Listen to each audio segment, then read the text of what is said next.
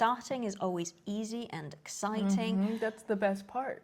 People make insanely beautiful things. If they make everything. And so can you. Hi.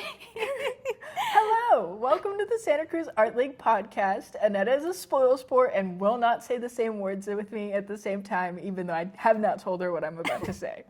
I'm sorry that I have not learned to read minds yet. I'm Annetta. And I'm Grace. And we are having an excellent jolly time here. Yeah, join us, episode number 26. Yes. We're talking about open studios. We're talking about our art. We're talking about some artists from present and past. And I can guarantee this episode will get your creative juices flowing. If so they stay aren't tuned. already. They better be. Oh my God, your shoes. Oh, thank you, thank These you. are, whoa, look at the shape. Oh, thank you. Oh my God, that is wonderful. I love Thanks. It's United Nude, the designer, the group of designers, and they're inspired by architecture. that. It is very architectural. That's crazy. I don't know how well you can see it on camera, but I'll do look my at best. the shape. I gotta get my shoe game up. I'm wearing the same kicks. Oh, we're kind of matching though. I know. Look at us go. There we go. All the beautiful things about yes. this podcast. We have such beautiful flower arrangements in the gallery. Yes. Oh my goodness. I should have recalled the name of the person, Bree, who runs Open Studios. Her friend came to visit. She lives up in Scotts Valley. And she gave us all these beautiful flower arrangements. You should have been here the day of the reception. There was this one flower arrangement in this terracotta vase, and it had like little lemons in it, and a peach, like a branch with a peach hanging off of it, and some kale. Oh my God, it was amazing. It was fantastic. It's a piece of art. We're gonna take videos for you, but please come check it out ASAP. Yeah, flowers don't last forever, so they're meant to be enjoyed quick. Yes, and so does the preview exhibit. Yes. It's stunning. Oh my God, it's incredible. 296 pieces of art in the gallery right now, and they're going fast this year. I was a little worried last year was slow for sales. This year, it's crazy. It's hotcakes. I'm super excited. Everybody's getting new art for their homes. Yeah, and the favorite part. jewelry. And the jewelry. The I'm sorry, jewelry. I have to say that.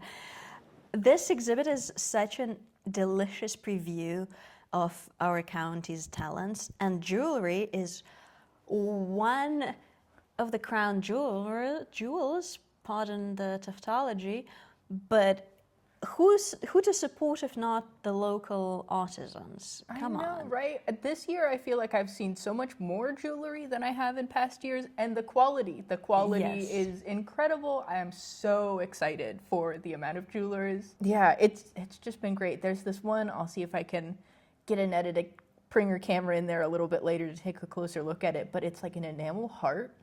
And it's got opals and these like silver branches. It's very like Art Nouveau in the sense that it's, you know, parts of this jewelry feel very much like it's, you know, mimicking the natural form. I'm just so excited that my mouth can't keep up with my brain. I'm there with you, honestly. We're freaking out. We are, and for a good reason, if you ask me. So please come check it out. Check it out. It is South County weekend at time of recording, starting tomorrow. Open studios for South County. By the time you guys are seeing this, it's going to be North County weekend. So let us know in the comments where you went for South County weekend and where you're excited to go for North County weekend. And gear up, get ready. We have, mine is right here, Yes. the handy dandy Open The Studios Open guide. Studios guide. If you don't have one, please stop by the gallery and grab for yourself. We still have one. some. And boy, does it have It a is lot to dense. look through. And people keep these things year round. They keep them for more than a year, like years, because it has a handy dandy little directory in the back with all of the artist's contact information. It also has the artist listed by medium there too.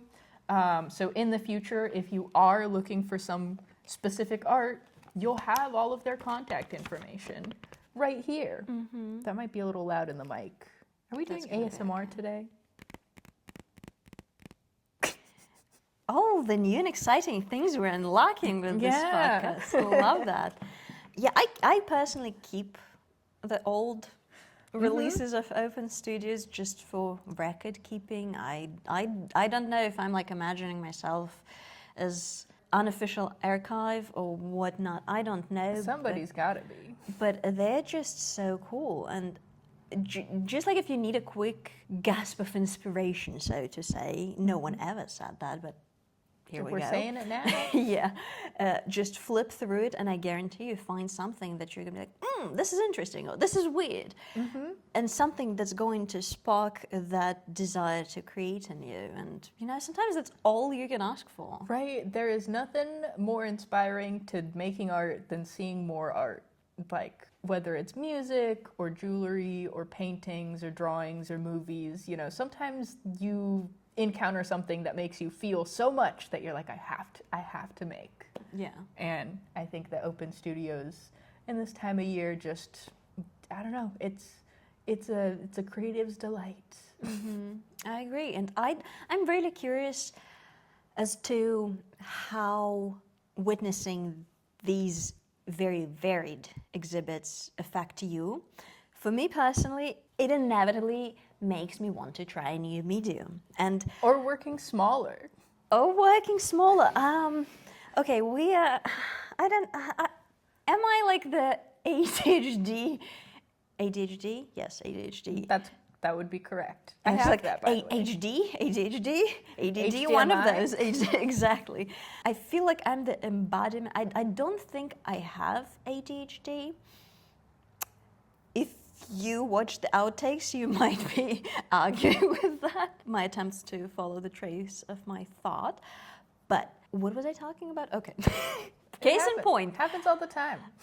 For me, when I witness such varied exhibits with so many incredible mediums that are manifested in something not traditional at times, we do have obviously a lot of like classical paintings and beautiful art, but a lot of it is somewhat challenging the traditional norms of art, and boy do I love that.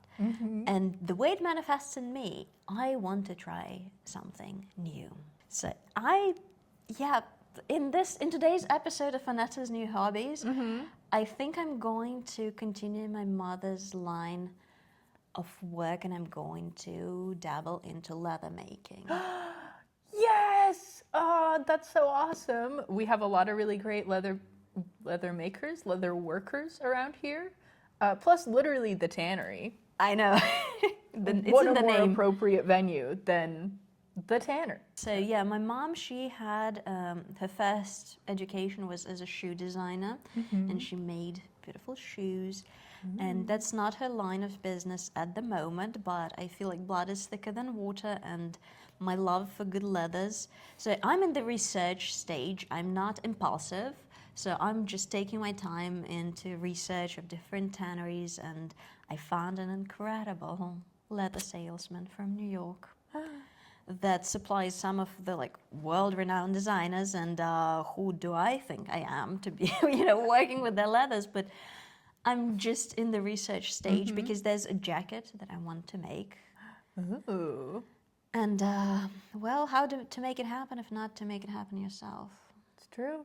If you're dreaming of a jacket that doesn't exist, you gotta make it. That's what's so great about being an artist, is just being like, you know what? I'm just gonna do it myself. And honestly, if the Open Studios is not the prime example of this, that I feel like is such a great source of courage for young artists, and not just young, come on, all artists. People make insanely beautiful things. If they make everything. And so can you. Like, what's stopping you? Like, what's stopping me at this stage is certain lack of knowledge, because my mom got, full-on education on the subject of leather making. And as a child, I kind of sponged it in, like about the types of leathers, cuts. I have excellent knowledge on that.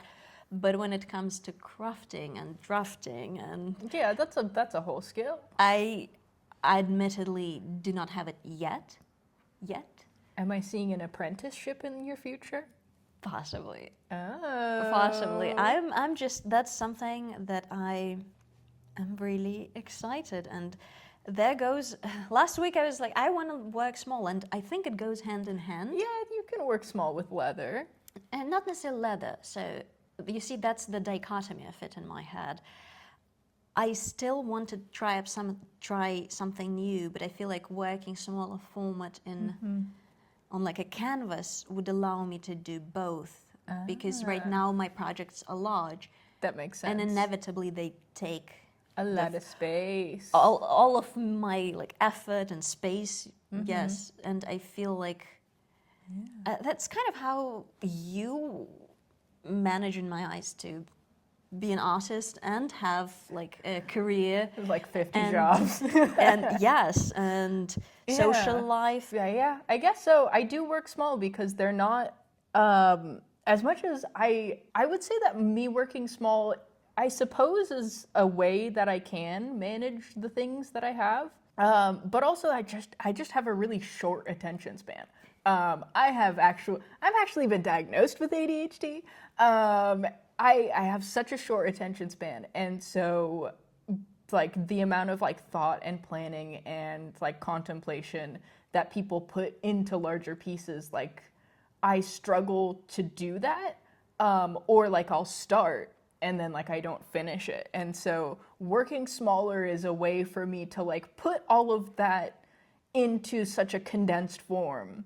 That like it can be meaningful and planned out and whatever, but it's like at the amount that my little like lizard brain can handle. Which, like, you know, maybe one of these days I'll be able to maintain enough sanity for a prolonged period of time to do something the size of a wall. But I don't know. That's just how I do. Plus, it's cute. It is cute. I like cute things. And I think you being incredibly relatable, at least to me, in the sense of starting is always easy and exciting. That's the best part. A little bit of an insight for me, someone who works on multiple very large projects at the same time, I view it as almost like a release of a collection, so to say. So it's almost like having an open tab in your computer. Yeah. And it can be bothersome and annoying. So there's that. So you kind of always have to be like, okay, the next step I'm making the frame, or whatever is that step is, and then like I need to varnish the piece, and I kind of keep all of that as a to-do in my head. What helps me is to put it in physical form, kind of like have a notebook with like my projects of like and where I'm at. Very academic. I love writing, can you tell? It's very academic. Like yeah, a lot of my art is very vibes based, and I'll be working on a thing and then I'll be like, I think I'm done with this for now, or like I want to go do this. And I'm bad about keeping the tab open in the back of my mind. Maybe it is there, but sometimes I'll come back to things. But working small allows me to keep that like impulse and like focus. Although I've been scaling a little bit. I've gone from like the 3x4.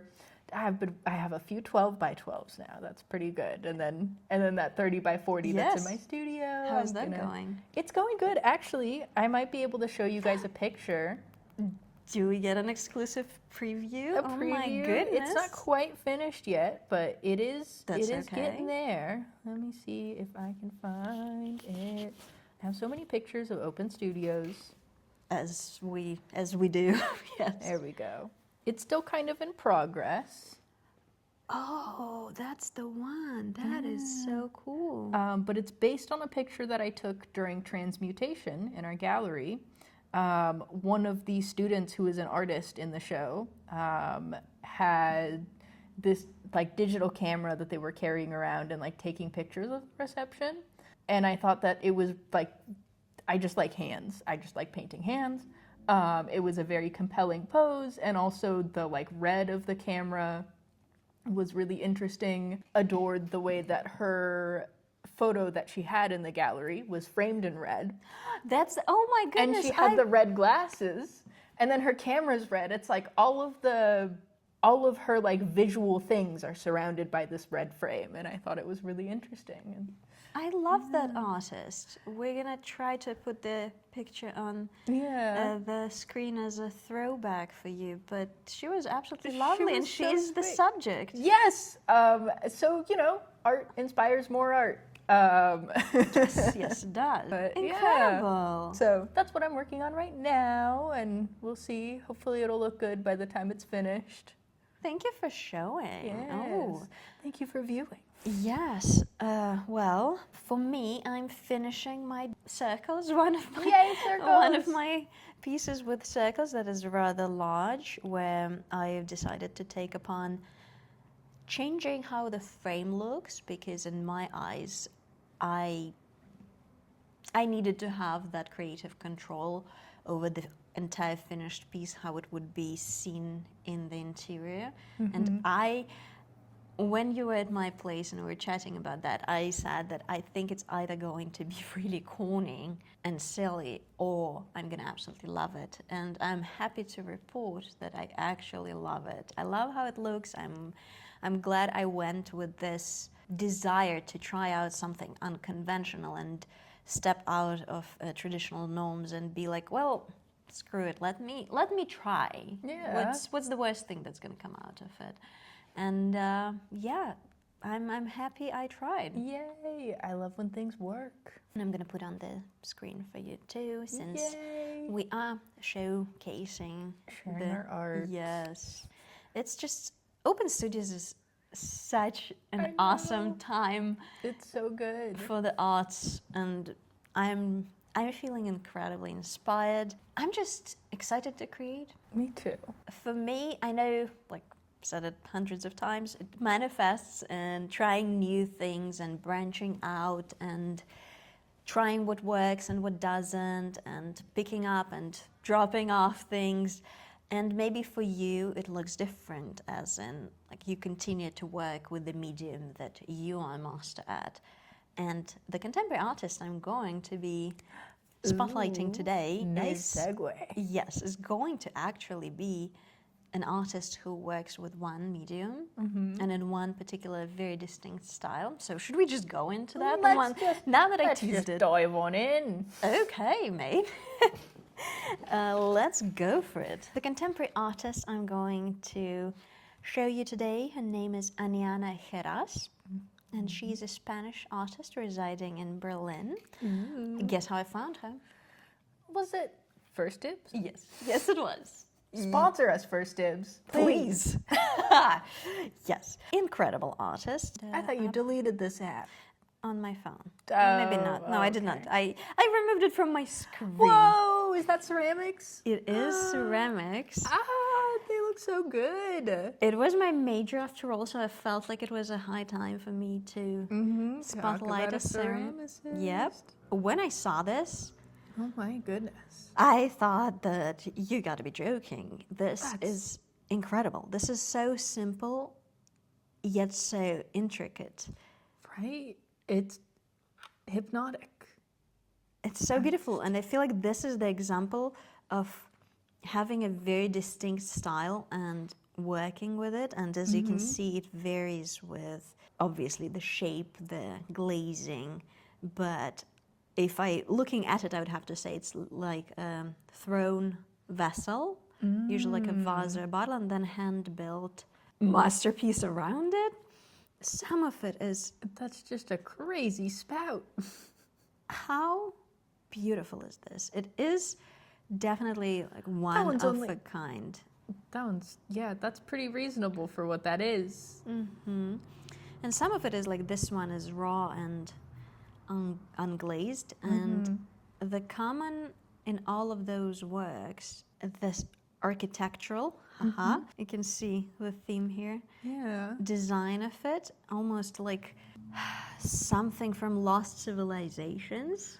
It makes me think of like prehistoric Japanese art, like indigenous Japanese ceramics in like the patterns and stuff. I don't know if you guys have seen that little like ceramic guy with, looks like he has sunglasses on. That's what it makes me think of. Okay, we'll put the photo for your reference.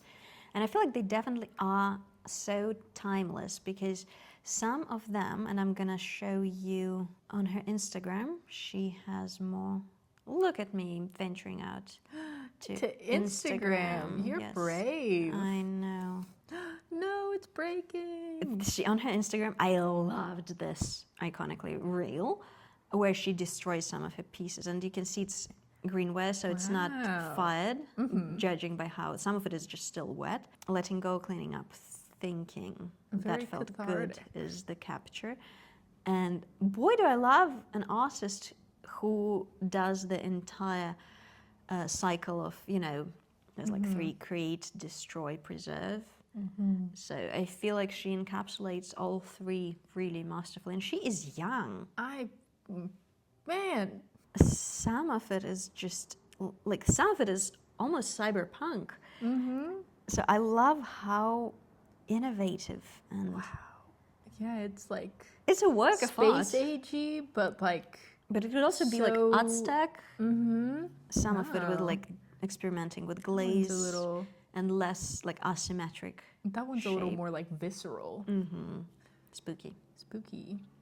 And that's her working on it, looking at her art with so much love. Aww. Incredible. Yeah, I love the like Celadon. These ones. Is that how it's pronounced? Beautiful color. I'm just a huge fan of any kind of. This one I feel like references in the color, like Chinese antiques. A lot of them are Yeah. that like very nice Celadon, like Tiffany blue color. It's stunning. Yeah.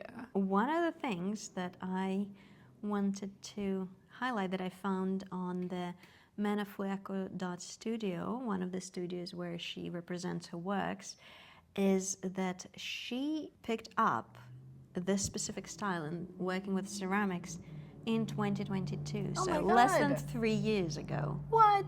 So I wanted to spotlight her as an excellent example of someone who started very recently. Yeah. And look at this. Incredible. And in this specific studio, I wanted to show you because the prices are also way more accessible. I mean, they are sold out, Of course. but they're way more accessible than on First Dibs. But look at this. That's incredible. Blown away. Let's get all the angles. The symmetry. I know. I was thinking the same thing. So cool. Ah. So you see, it is the same style, but there's so much variation throughout. Oh my goodness, look at the vase tilted to the side, all about rings. I just know that if any of you if any of you watching do like flower arranging, ikebana, like I'm going Yes. crazy. I'm going crazy for this. I want to see. Oh, that's her signature. Oh. Interesting. Very, very simple. I'm just obsessed with this. The Circular Society, it's genius. Such an excellent example of commercially successful concept, where it is a piece of art, but I can see this in almost any interior, regardless of what your style is. It's just so beautiful. cool. Sticks and stones. How does a person even make something so symmetrical? And you see that's the thing I like, that you can still very much see that it's hand built and the lines are smooth, but it doesn't look factory made, if it makes sense. It doesn't look like it was molded. Like you can see very slight asymmetry to it. But I want one of her pieces so bad, but That's gorgeous. But honestly, like, I'm not gonna lie, my toxic trait is looking at a piece of something, art, and thinking, I can make this. I can do that. I don't need to buy it. I could do that. And like, obviously I want to support the artist, so I would buy a piece to It's just, gorgeous. oh, look at this. Amazing. Yeah, this one makes me think of those like old paintings of saints where they have like Yes. the halo around them. Or like old religious drawings of like the spheres of heaven kind of thing. It's very Ooh, give me chills. very otherworldly. Yes, and we're looking at hard to explain for editing, Annette. This is hard to explain. This is hard to explain. How stunning. The angles. It's just, it's perfection. The ceramist in me is just overcome with joy Makes right me want to now. go throw some clay. Yes, definitely. Very limited dabbling in ceramics. I really want to paint on some ceramics though. We have the petroglyph studio in That's downtown. If you don't want to build stuff, but actually, if you want to play with clay, I have some at home, as well as the pottery wheel. So Nice. Where do you get your stuff from? there's a couple of studios, but I used to go to the high school, Oh, nice. To Shout out to the high school. to Santa Cruz High, because they have their kiln. They have it's really wide. Oh. So Make larger yeah, stuff. and they have a night school where you you can pay take to attend classes. it. That's yeah. cool. So that's fun. And there's a couple of places in town too, fired. But yeah, that just I feel like Aniana's pieces really bring me so much joy and this desire to create. And I don't know if that's because that's just where I am in my life cycle, or the cycle of this year, or whatever else cycle. You create a cycle. Yes, I'm just going crazy with all of how much it this. sparks in me. It's so cool. It legitimately gives I me love the chills. texture on that too. Shiva's jewel. Yeah, I know when I look at the piece of art, there's like the spark of energy that goes up and down my spine. And that's how I know when something really, really struck me. And her pieces were a prime example of that. And she does have a website, but in true artist fashion, it's under construction. Yay, let's go. Shout out to our relatable queen, Aniana. Shout out to our fellow artists with websites that are under construction or just underdeveloped. Or in process. I might have a website and there might be very little on it. Okay, look at us, relatable queens. Should Yeah. we plug our websites here so that you Don't can... go to my website and embarrass me. I mean, you can. It's bubbleface.art. I have a .art domain. Yes. Good for you. Mine is anata.la. Don't make fun of me for not having much content on there. I'm Don't sorry, guys. No, you can't make fun of us for that. You can go and... You can and you should drive up my engagement. Visit my website like 5 times a day and tell me how much you hate it. Thank you. No, visit it and tell how much you want to see more. I mean that too, but look, if my numbers go up, that's wonderful. I don't care about numbers. Okay, do you know what? I need a bad cop. Tell me that I need to freaking photograph my art and write about it. Exactly. Finally. So, okay, I'm with you on Everybody go to Annetta's website, send her hella hate so that she tries better and posts more pictures on her website. that. Okay, all right. Fine. Yeah. Anyways, I am really happy I got to spotlight this beautiful, beautiful work of a young woman artist, and I hope Out you with the loved young, it. in with the old. I am talking about your boy, John Singer Sargent. Okay, that is an excellent segue, by the way. Hell yeah. Hold on just a second. Let me pull it up on my phone because my laptop's dead because...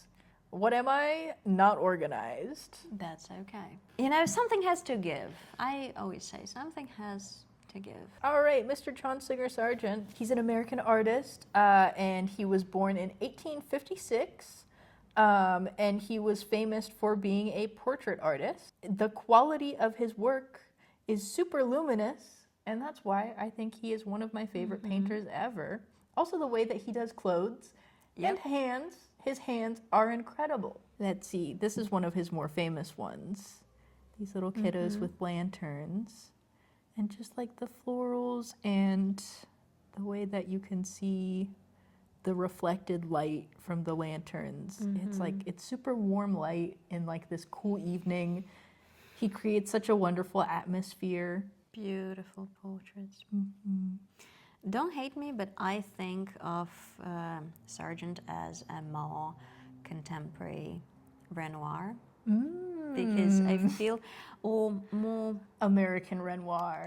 Yes, because I feel like the quality of their paintings are both very luminescent, and the way they do portraits. Let me pull up a Renoir. How do you spell Renoir, by the way? I'm dyslexic. I can spell it to you. No. That's not even close. O-I. R-E-N-O-I-R. R. Pure Auguste Renoir, yeah. Sweet. I can't spell things like verbally. I can spell Yeah, it by yeah, hand they're- or type it out, but I can't break it into letters. I'm sorry. That's valid. I just struggle to spell it all. But yeah, I see what you mean in terms of like line quality and like impressionism. Yeah, so Renoir is more loose brush strokes, and but with portraits, I feel like Sargent makes it more like a beautifully lit photograph. Right. It's like there is just enough detail where there needs to be detail. It's so beautiful. But he still keeps it very loose, especially with the fabric. I love the way that he paints fabric. When you like zoom in on it, you can just see like a thick brush stroke. But when you step away, it looks like fabric, and the way that it catches the light and the tonality of it is so accurate that it doesn't need to be super smoothed out or like highly rendered. It's enough, which is something that I really admire in people's artwork, is when they have just enough detail that your brain can make that connection. And I feel like he was famous for depicting emotion incredibly well through his portraiture, and you can see like whether it's longing or being relaxed or prideful, or it's just so beautifully done. This is another one that is well known. I'm trying to remember what the name of this painting was. Dr. Potts at home. Dr. Pottsy. So this portrait is controversial. It's another one in the series. Hold on. It's a beautiful man. Yes. So he was a gynecologist and kind of a famous lecherous man back in the day. And so this portrait was super duper controversial because he painted this like, I mean, still now looking at this is pretty steamy. Yeah. I'm not gonna deny it.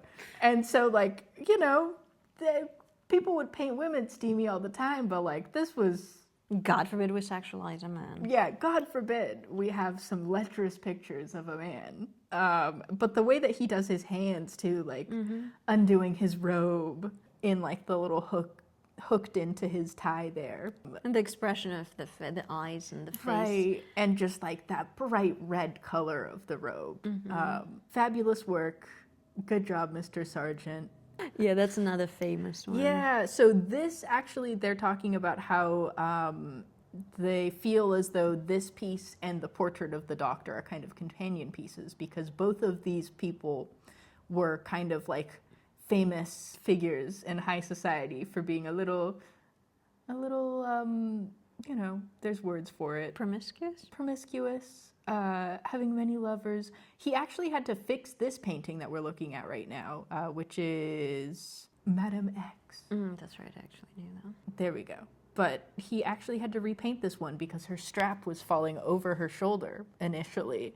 And it was so controversial in the Paris salon that they made him put her strap back up. And that was during the time when being pale was the virtue, and she is Madame X's a prime example for a lot of the women striving to whiten their skin if possible by all means necessary. And that's due to the changing society dynamics, because back in the time, if you're 10, it means you're outside and you're working.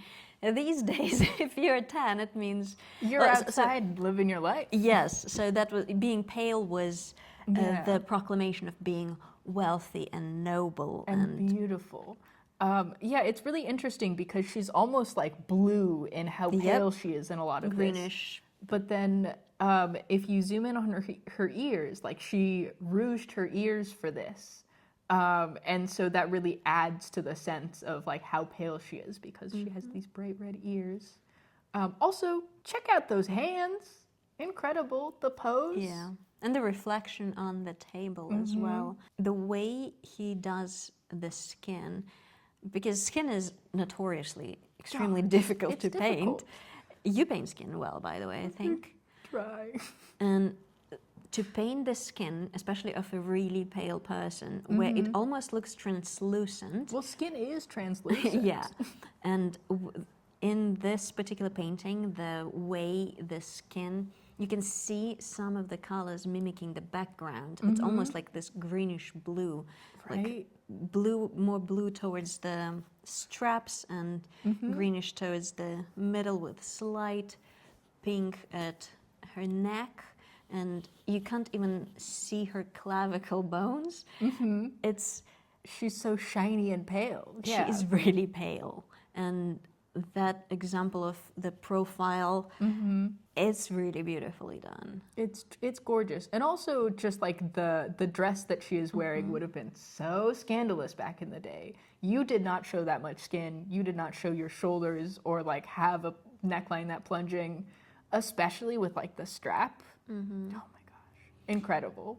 And that was an inspiration for designers later in the time, in the 50s, 1950s. Oh yeah, the Dior, the new look kind of was borrowing some of that when it was still provocative, but less scandalous. So Sargent was ahead of his time, and I feel like, that's a job of an artist to provoke sometimes. Exactly, to push those boundaries and just really put some steamy art out there.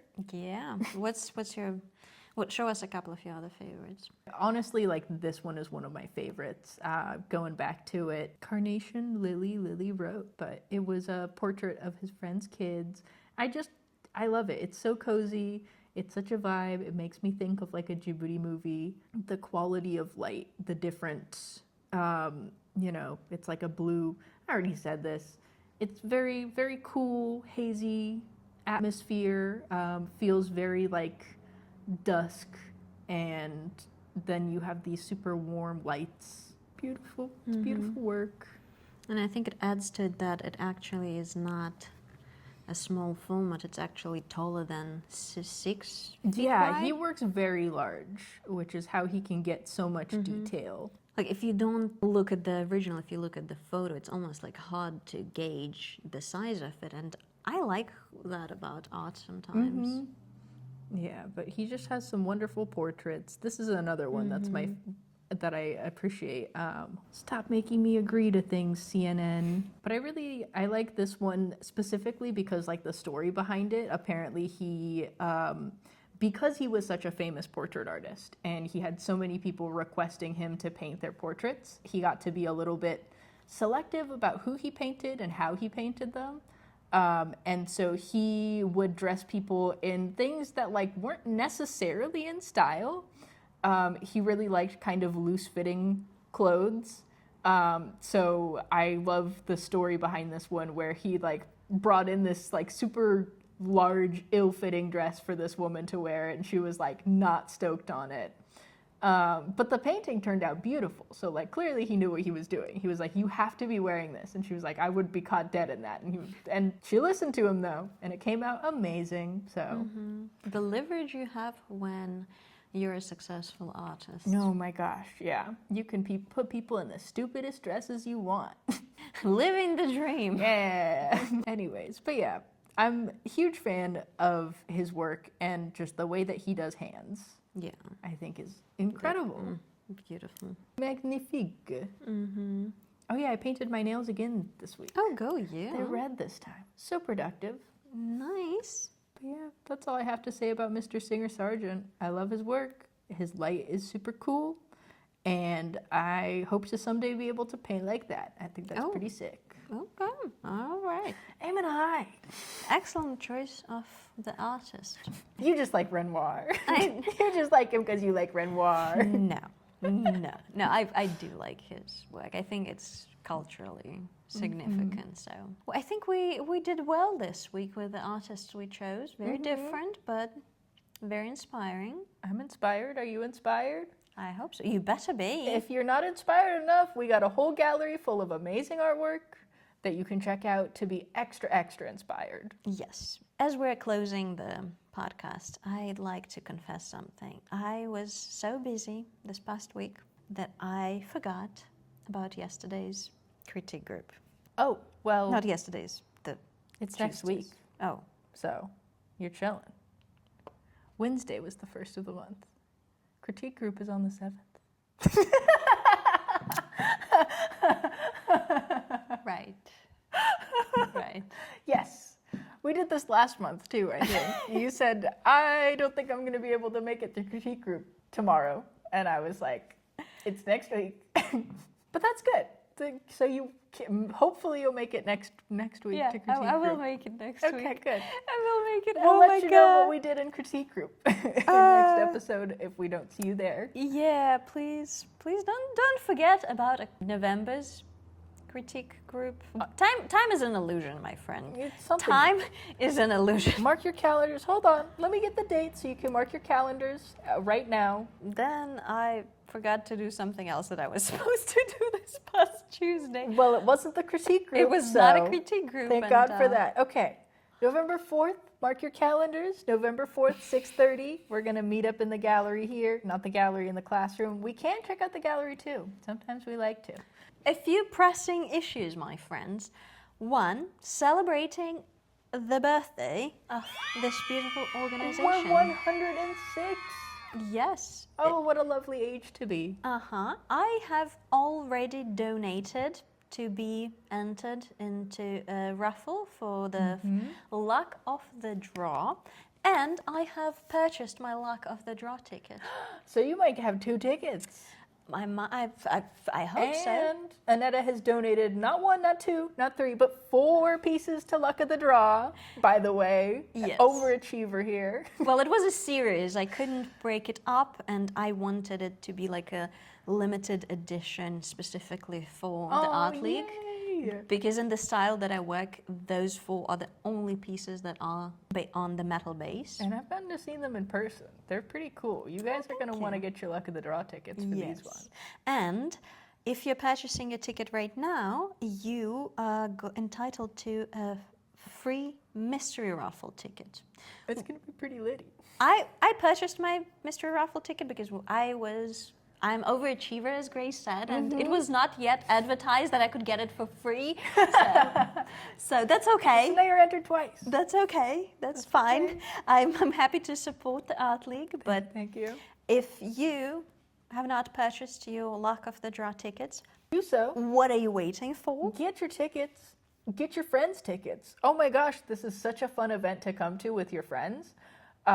Also, and I might make Annetta cut this out a little bit later if I can't scrounge. No, it's probably going to happen. But Burrell School Winery and the Los Gatos has agreed to pour at Luck of the Draw. So if you like wine, get your tickets. Come hang out. Drink some wine. Get some art. It's going to be pretty exciting. It's the biggest fundraiser of the year. So if you like the events that make your life more enriched and benefit a good cause. If you'd like us to have a nice, warm, and cozy space to record our podcasts from, Oh, the winter's coming. I didn't think of that. it's gonna be so cold. Oh no, I'm not going to be able to wear beautiful shoes anymore. You won't be able to see our painted toenails. It's gonna be true. cold. That's true. That's a more accurate point, to be fair, because we're still going to be wearing beautiful shoes, but we're going to be more covered up. I'm going to be so sad because I love summer so much, but that's okay. There's so many exciting things coming up. You can layer in the winter and wear some pretty cool fits. So I don't know. I'll have to, my friend. I'm always cold. I love a good sweater. You look great. Why, thank you. I feel great. All right, let's wrap this up. Yeah, let's get the heck out of here. We've had such a good time. Hope you did too. Yeah, and it's First Friday today, by the way. I know. I've had receptions at the wazoo. I am excited for this one to be over. I don't blame you. We hope to see you there. Yes. And don't forget to subscribe and like and Hit that notification bell. please. And hopefully we'll see you next week. Thank you for tuning in. We'll miss you. Bye. Bye.